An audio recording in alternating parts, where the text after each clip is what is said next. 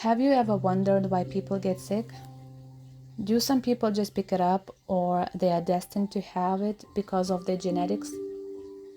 Do you think that sickness and disease is a blessing or a curse? Is it possible that maybe there are spiritual roots of disease? Pastor and Dr. Henry Wright says that about 80% of all diseases have no known medical cure and are spiritually rooted. From a spiritual point of view, illness comes from an imbalance in our lives. It can often be a result of unhealthy beliefs we have picked up about the world, ourselves, and other people. However, for true healing to occur, we cannot simply suppress the symptoms of illness with medication. Instead, we must look at the root cause of our spiritual illness. Of course, seek medical attention for any illness that threatens immediate health. However, many illnesses are spiritual in nature and can only be solved by deep emotional and spiritual work. Today, I'm going to share 3 blocks to healing. I will also write down diseases that are spiritually rooted, so check my description box below. Let's start with the first one, fear and anxiety. Fear and anxiety are common signs of spiritual illness. If you suffer from fear and anxiety, it is a sign that you need to work on your beliefs.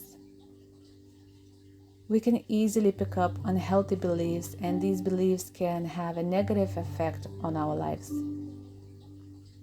Face your fears if you can. If you always avoid situations that scare you, you might stop doing things you want or need to do. You won't be able to test out whether the situation is always as bad as you expect, so you miss the chance to work out how to manage your fears and reduce your anxiety. Anxiety problems tend to increase if you get into this pattern, so exposing yourself to your fears can be an effective way of overcoming this anxiety. Examining our beliefs and creating new, more healthy ones can lead us back to spiritual health. We would not feel fear and anxiety if we were in harmony with the world around us and had faith in the universe. Anger and bitterness. Do you know why people go into rage and anger? First of all, they have a root of bitterness. They are really afraid to deal with issues. Rather than being confronted on an issue and having to deal with it, they just blow up because that is the defensive mechanism. They don't want to be confronted on an issue because they are afraid of rejection. So if you experience a lot of resentment and anger, this indicates a spiritual illness. We cannot take action to become whole if we refuse to accept the responsibility for the state of our lives.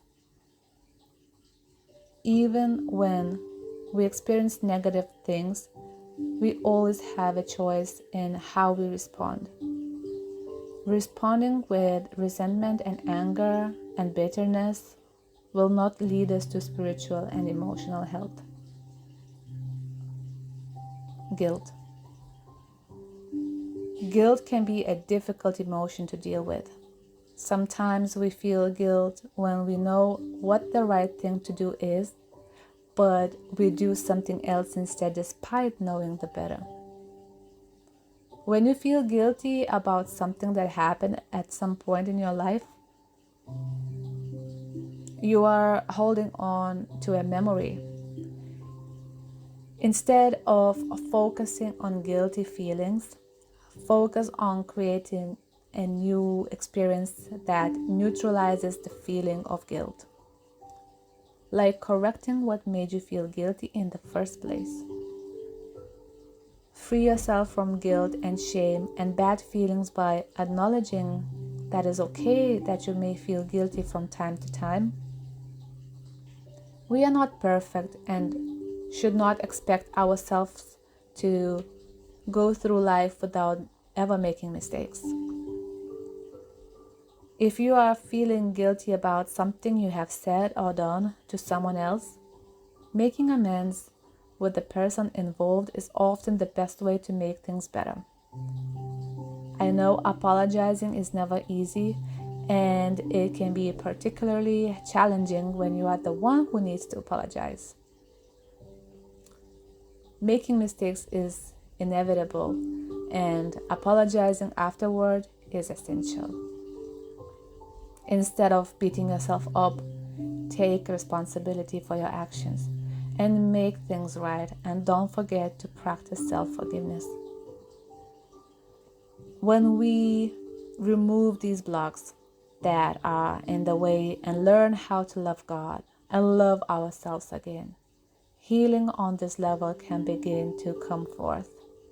Learn how to walk in love and forgiveness in relationship with yourself and others.